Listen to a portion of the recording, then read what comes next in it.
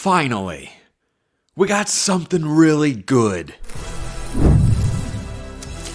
You are Locked On College Football with Spencer McLaughlin, your daily podcast on all things college football. Part of the Locked On Podcast Network, your team every day.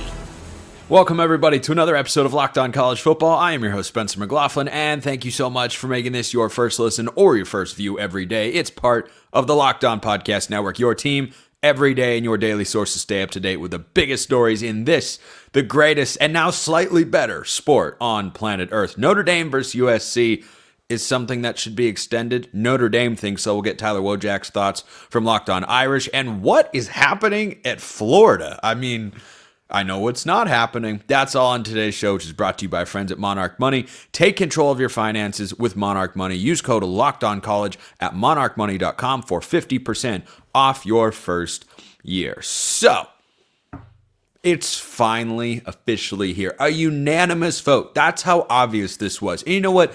I'm kind of frustrated. This is good news that there's going to be a straight seeding format for the 12-team playoff. Now, Boise State and the Big 12, or maybe even the ACC, they might not like this as much. And you know what? I get it.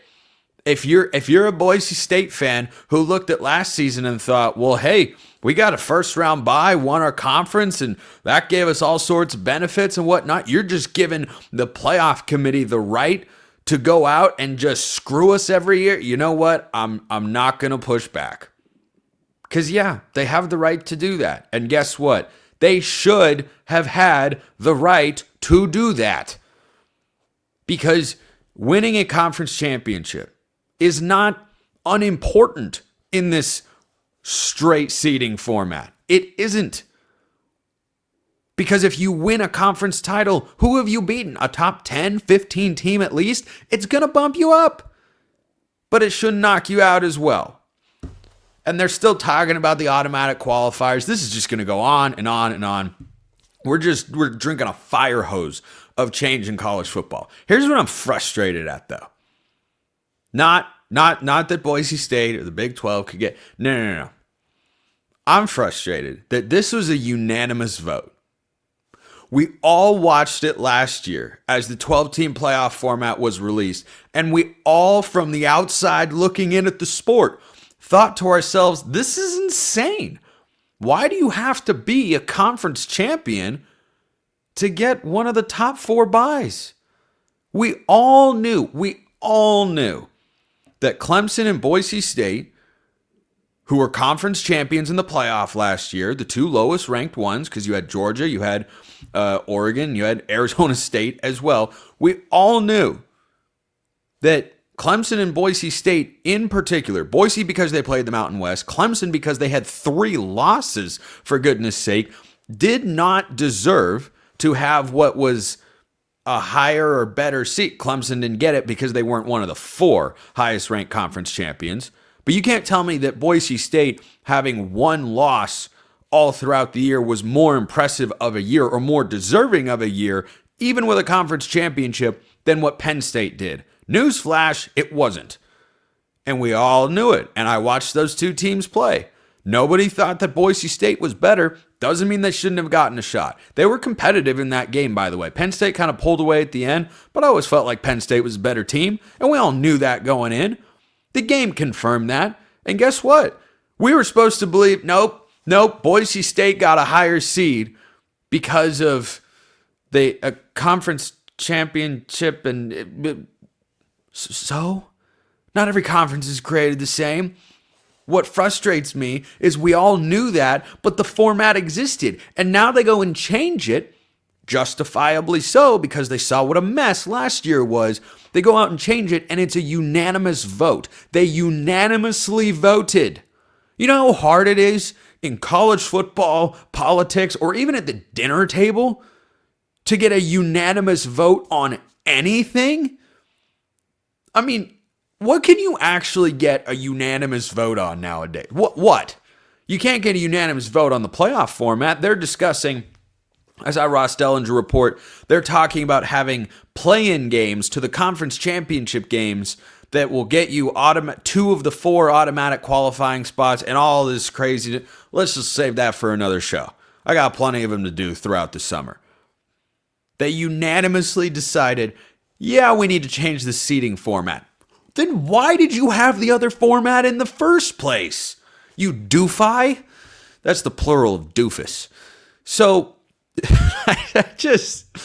I was excited. First of all, I want to make this very clear. This is good news. This is good news because college football for today has been made a better, more logical sport.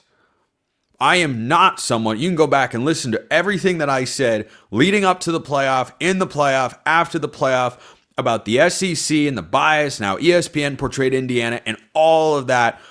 I have never, I don't think, unless I'm sure you can find some people who have dropped a comment over the years. I have never been in the SEC homerism, they deserve every benefit of the doubt camp. I've never been there. I was not on the fence banging a drum to say 9-3 South Carolina or Ole Miss or Bama's got to be in the playoff, man. No, they don't. No, they don't. The SEC is still really good. It's not the SEC of old.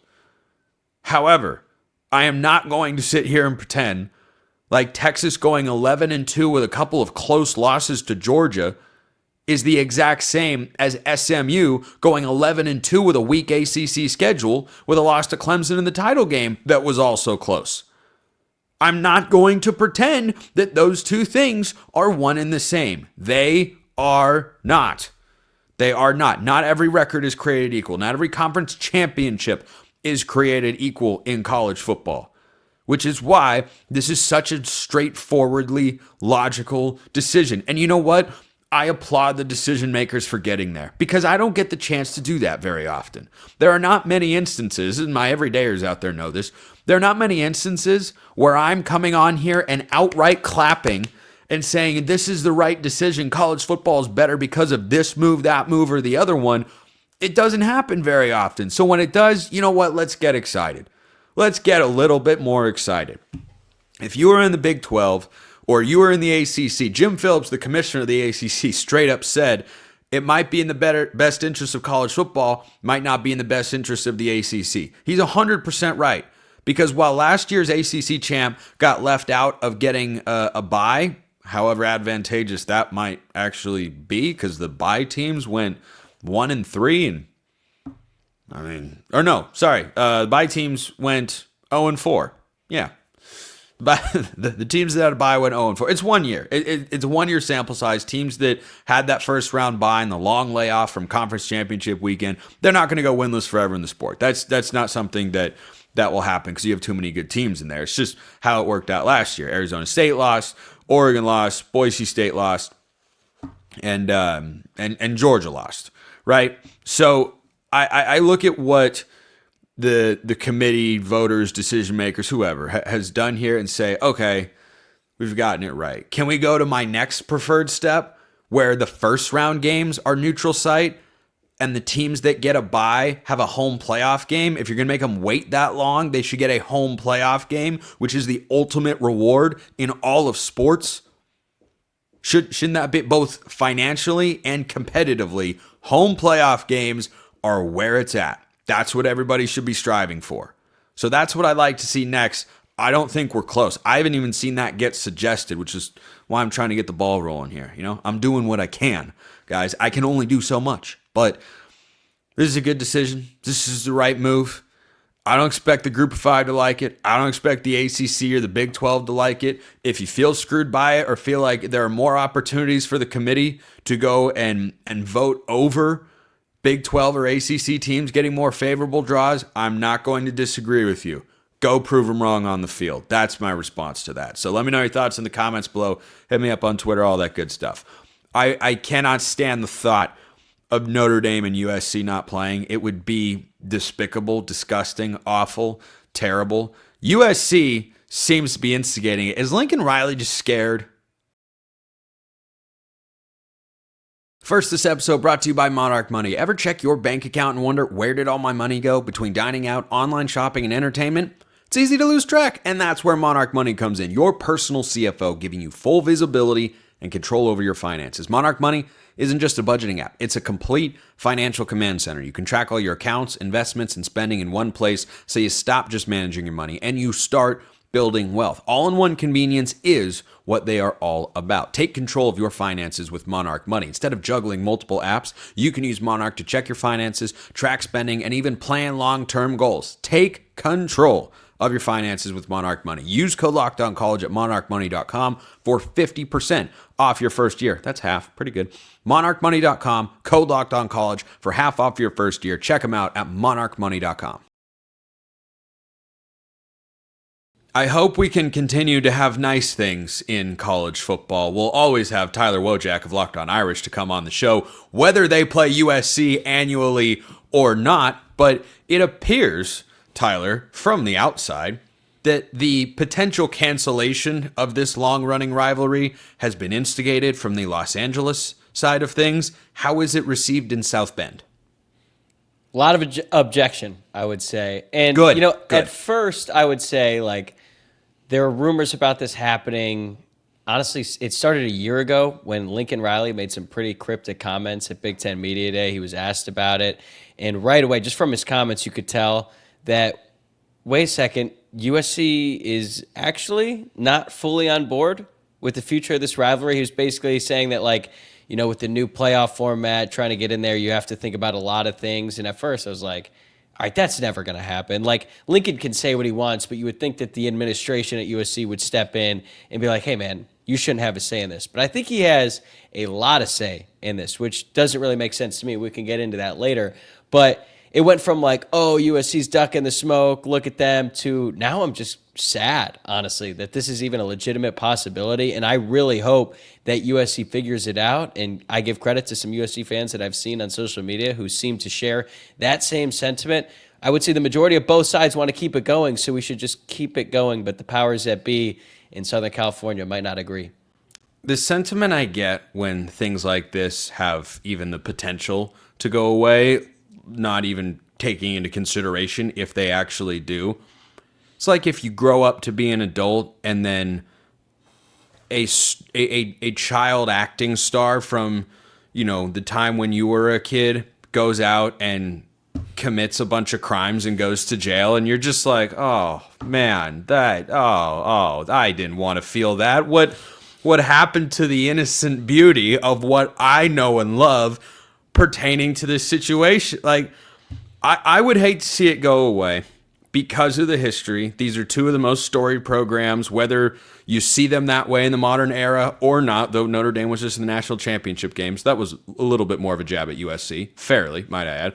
But I would hate to see it go away for that reason. And, a secondary reason why I'd be upset, Tyler, is I want good college football games that interest me beyond any team or teams I may or may not be a fan of in the college football space. So I've got two solid reasons there to be against this, and it seems like you are as well. Yeah, I'm glad to hear you say that as someone who is not a Notre Dame fan or a USC fan, who just loves the sport of college football and wants to see this rivalry continue. And I just don't really understand why USC wants out, because none of the arguments that they have presented, their concerns about scheduling a long-term deal, really makes sense to me, because they have used the excuse of waiting to find out what the college football playoff format is going to be, and that is going to ultimately factor into their decision. Okay, well, I think we all expect that it's going to go to 16 teams soon, right? Sooner rather than later. The contract ends in 2026. And then I think we all... No, the contract ends 2025. Right. Going into the 26th season, there's not currently an agreed-upon structure for the playoff. And I think most people expect it to go to 16 teams, and there's probably going to be a significant amount of automatic bids given to the Big Ten and the SEC, up to 4 in each conference. Now, that has not been made official yet, but that certainly seems to be where things are trending. So if that is the case, then what does the game between Notre Dame and USC really have to do with USC's best path to the college football playoff? Because I understand that in this current format, playing an easier schedule is probably better, and we saw that last year.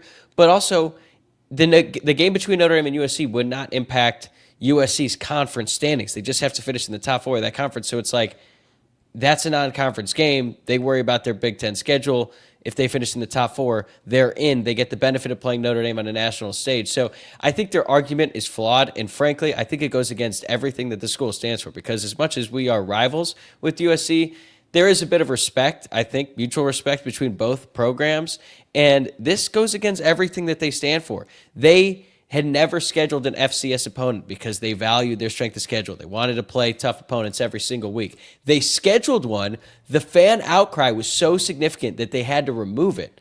But now they are advocating for a cheaper schedule. It just doesn't make sense, and it goes against everything that they have stood for decades. And I think a lot of it has to do with their head coach, and that doesn't make any sense to me because he should not have any say in this situation. Well, I think that's a good point to dive into, because I think about this same sort of premise with regards to Colorado, whether you're talking about their value in the media rights space, or, would they get included in a potential Super League of college football, anything like that. You think of them with the head coach they have right now. Newsflash, he will not be the head coach forever. Deion won't be there forever. He's going to be there clearly for a while, but Lincoln Riley won't be the head coach of USC forever. I mean, we're talking less than a decade away from Lincoln Riley not being the head coach. And what, is USC only playing football for 5 more years? I don't think so. And making a decision based on a head coach who has underachieved in more ways than one in his 3 years in Los Angeles so far, I think would be the incorrect approach from the USC administration, if that's actually what is driving it. This is what I think happened. And obviously, I'm not in these rooms, but I think that there is enough evidence that we could get to this conclusion. I think Lincoln Riley left Oklahoma to go to USC, in part because he knew that was a great opportunity going out to the West Coast. He's a quarterback guru. A lot of the best quarterbacks come from California. Like, there's obvious benefits to going to USC. I also think he didn't want to coach in the SEC because I think he realized just how hard it was going to be to get to the college football playoff. Even though Oklahoma, really good program, he's going to play a much tougher schedule. So then he goes to USC. And then I think they made the decision to leave the Pac-12 to go to the Big Ten without considering his opinion. Maybe they just did it without even telling him. Maybe he found out, like the rest of us, that they just made that decision. And I think that he was upset by that. I think that because of that decision, their schedule's a lot harder. And he also realized that he had a lot more to do when it came to turning around that program. And I think this might be a bit of a give back where Lincoln Riley can say, hey, you made the move to the Big Ten. Now I have a much tougher schedule. You did that without my permission, or at least asking for my input or caring about my input. Now you owe me one. The schedule needs to get a little bit easier. Clearly, Lincoln Riley does not care about the Notre Dame USC rivalry. That's very evident by all of his actions and things that he said. So I think now he's like trying to come to a compromise with his own administration, saying, hey, I'm already playing a tougher schedule because you made us go to the Big Ten. You could at least give me one and get rid of that Notre Dame game so it's a little bit easier. I don't agree with that at all. I'm not reporting anything. That's just how I think things played out, and I'm interested to hear how you feel. It's not impossible that those could be the dots that connect to be reality. I don't think the schedule necessarily got harder going into the Big Ten. Individual games, sure. But if you remember, the 2023 Pac-12 was the best version of the conference ever. You had Oregon as a playoff caliber team who lost twice to Washington. And you had the 2-time reigning champs, Utah, who were only good enough to be good in that. Like, I think his schedule got different. You went to a conference that is much more physical, that is much more smash mouth, that is also way further away. He's in Los Angeles. He's going to Minnesota, and he's going to Maryland, and they lost both of those games last year. It's not easy to go across several time zones like that. So I see your points about Lincoln Riley being like, I mean, what tie does he have to USC and the Notre Dame rivalry? He doesn't care. Yeah, he doesn't care deep down about it that much. What do you think is going to happen? Do you think Lincoln Riley is going to be the head coach at USC in 2030? No way. So why should he have any say on a rivalry that has existed for a century and hopefully should continue for another century? And for the record, I don't think Marcus Freeman should have any say in these discussions. Nope. Input appreciated, but it shouldn't matter because Marcus Freeman could leave tomorrow if he wanted to. This goes so beyond the current head coaches. There is so much more at stake. And the fact that one head coach in particular has so much sway in these discussions, like, it doesn't make sense. And I think it's going to lead to an unfortunate situation here in the near future. Tyler Wojciak, Locked On Irish, bringing the heat today. We love that. You know who's not bringing the heat? Florida on the recruiting trail. What is happening in Gainesville?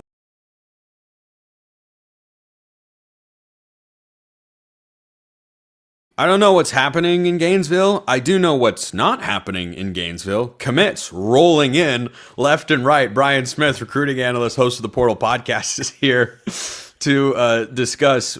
Billy Napier, over the last several years, Brian, has underachieved on the field, and many of us, me, and there were others, thought he would have or should have been fired after the Texas A&M embarrassment on their home field, which came 2 weeks after the embarrassment against, pretty sure it was a home game, but Miami came in, blew him out. I thought he'd be gone by now.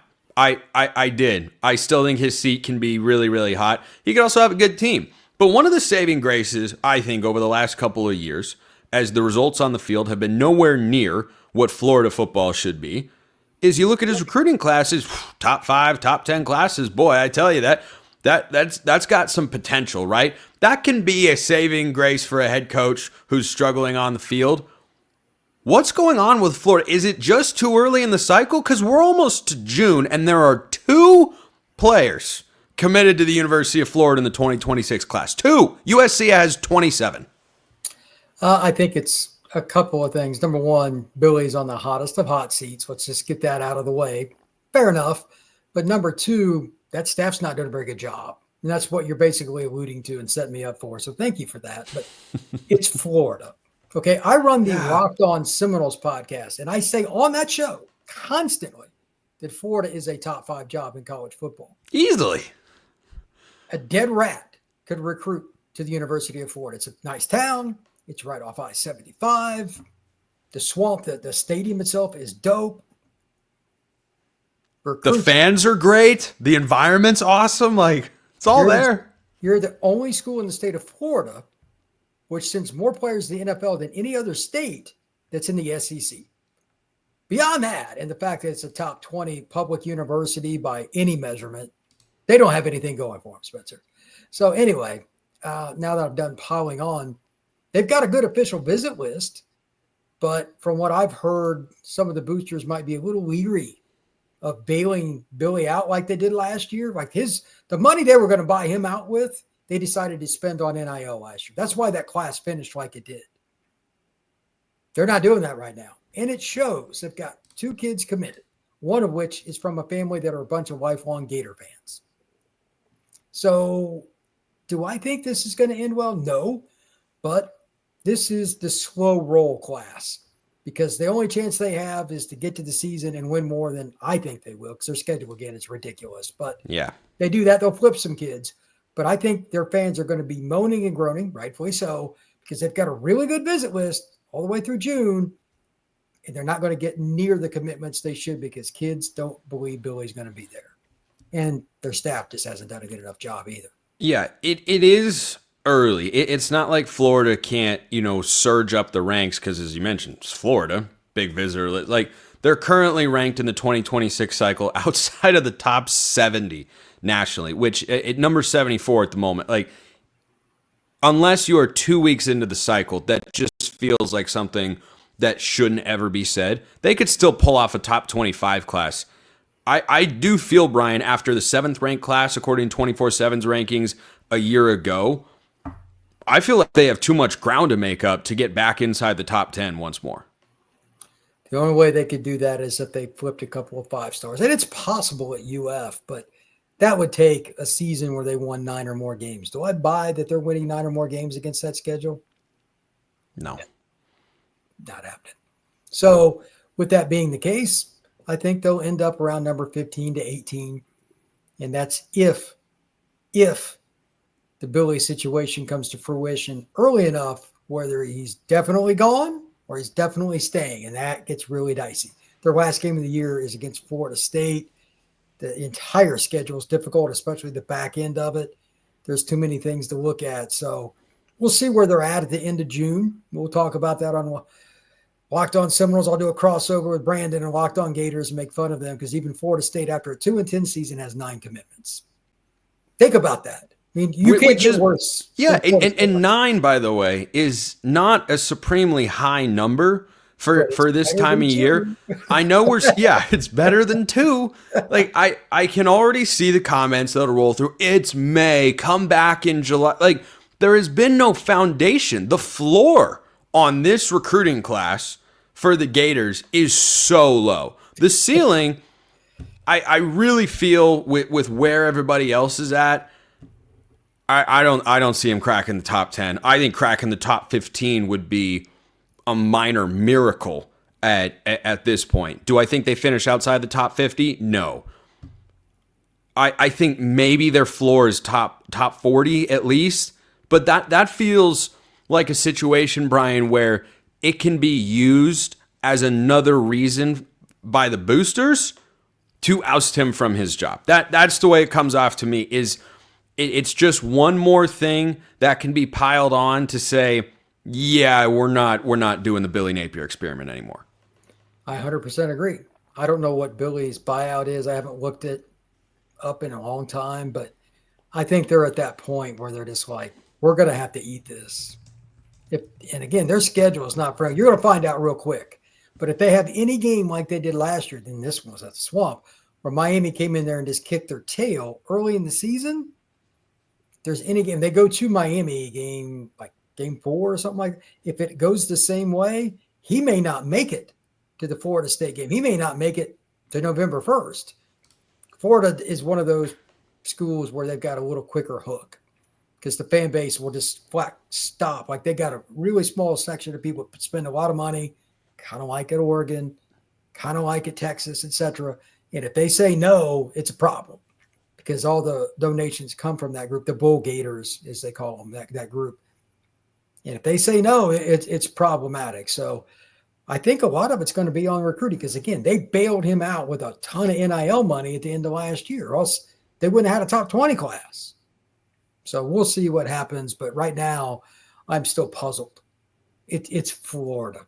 I mean, yeah, I could be wrong. It'd be a great comeback. You know, if they could go 8-4 and have a top 10 class somehow, that'd be shocking to me.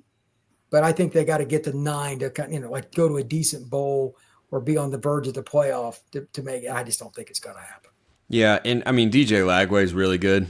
Keep him healthy, and yeah, Gators could be a real good team this year. But the buyout, by the way, during last season was in the mid $20 million range. So I imagine after another cycle, you're probably around 20 million, maybe slightly under. I don't know exactly how the details of it work, but basically $20-ish million is what it will cost to have Billy Napier not be the head coach. I think if he misses a bowl game this year, he's 100% done.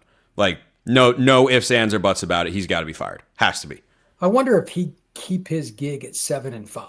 That's the number they probably. Yeah, I think. Well, I mean, that's what he did last year in the regular season. Then they won their bowl game. I think they would keep him. That's where I lean because it is still a good amount of money. The schedule is really hard. Because then the schedule will cycle out, and they should get a more favorable, a favorable lineup of teams. Before we wrap today's show, Brian, you're a Notre Dame guy. Thoughts on not playing USC anymore? It would be bad for college football. I grew up on that rivalry in Indiana. I grew up on that rivalry in the sense of this is cool because there isn't anything else like it. There is no other two schools that have done it for 100 years. They've only played, or 2 times they didn't play. It was like during World War II and COVID. That is some serious dedication, man.